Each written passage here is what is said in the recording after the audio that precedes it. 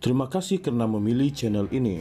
Sebelum kita mulakan video ini, sila pertimbangkan untuk menekan butang like, share dan subscribe dan aktifkan butang lonceng anda agar anda sentiasa mendapat info-info percuma pada setiap hari dari channel kami. Dan tinggalkan komen anda kerana komen anda amatlah dihargai. Terima kasih.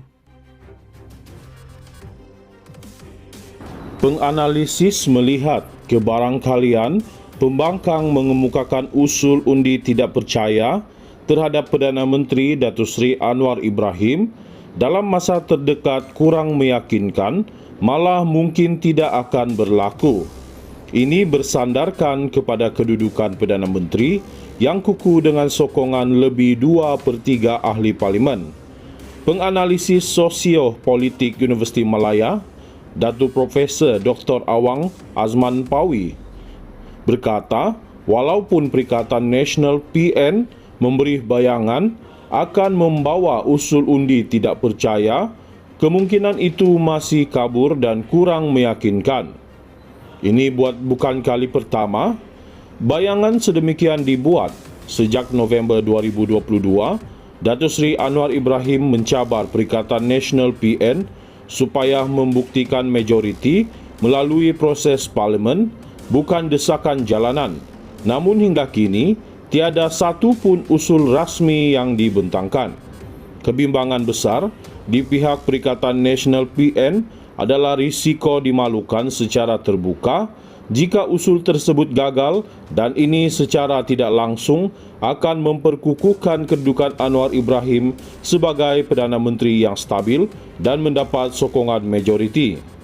Kegagalan usul juga boleh mematahkan momentum moral Perikatan Nasional PN, selain mendedahkan bahawa retorik mereka selama ini tidak disokong dengan angka sebenar di parlimen. Katanya, semalam Ketua Pembangkang Datuk Seri Hamzah Zainuddin memberi bayangan akan menghantar usul undi tidak percaya terhadap Perdana Menteri. Katanya, usul itu akan dipertimbangkan untuk dihantar kepada Yang di-Pertua Dewan Rakyat Datuk Seri Johari Abdul dalam masa terdekat.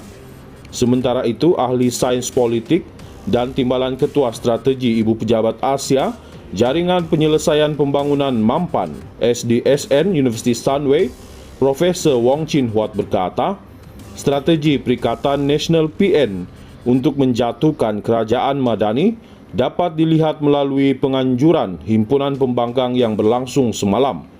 Motif penganjur himpunan ini bukan untuk menarik perhatian kerajaan akan kesengsaraan rakyat, tetapi untuk menuntut kejatuhan kerajaan madani. Perikatan Nasional PN berharap dakwaan bahawa Datuk Seri Anwar Ibrahim telah hilang sokongan rakyat, terutama orang Melayu dan sokongan UMNO, GPS dan GRS, itu akan menjadi self-fulfilling prophecy, ramalan mengenai sesuatu keadaan akhirnya menjadi kenyataan apabila keadaan diramalkan itu betul-betul berlaku. Dalam aspek itu, perhimpunan ini gagal sama sekali untuk mencapai tujuan ini. Perikatan Nasional PN sememang harus mengemukakan usul tidak percaya kepada PMX. Ini cara yang lebih berkesan daripada menganjurkan perhimpunan besar.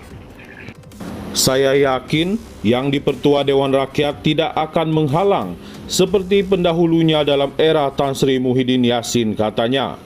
Kemungkinan kemuka usul tipis. Bagi pensyarakanan Pusat Perdana Fakulti Teknologi dan Informatik Razak, Universiti Teknologi Malaysia UTM, Dr. Mazlan Ali berkata, melihat kepada sokongan kuat terhadap Perdana Menteri ketika ini, kemungkinan pihak pembangkang untuk mengemukakan usul tidak percaya di parlimen agak tipis. Saya fikir untuk mereka hantar usul tidak percaya terhadap PM tak ada masalah. Malah ketika sidang parlimen bermula baru-baru ini, Anwar sendiri tawarkan pembangkang berbuat demikian. Tapi saya lihat walaupun PN memberi bayangan akan hantar usul, tetapi situasi semasa menunjukkan keadaan yang berbeza. PM ketika ini kedudukannya sangat kuat, malah beliau dapat sokongan 2/3 majoriti ahli parlimen.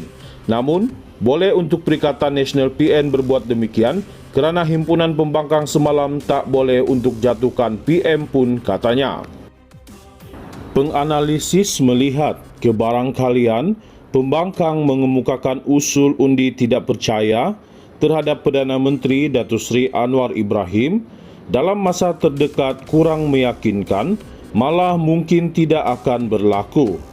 Ini bersandarkan kepada kedudukan Perdana Menteri yang kukuh dengan sokongan lebih 2/3 ahli parlimen. Penganalisis sosio-politik Universiti Malaya, Datuk Profesor Dr. Awang Azman Pawi berkata, walaupun Perikatan Nasional PN memberi bayangan akan membawa usul undi tidak percaya, kemungkinan itu masih kabur dan kurang meyakinkan. Ini bukan kali pertama bayangan sedemikian dibuat. Sejak November 2022, Datuk Seri Anwar Ibrahim mencabar Perikatan Nasional PN supaya membuktikan majoriti melalui proses parlimen, bukan desakan jalanan. Namun hingga kini, tiada satu pun usul rasmi yang dibentangkan.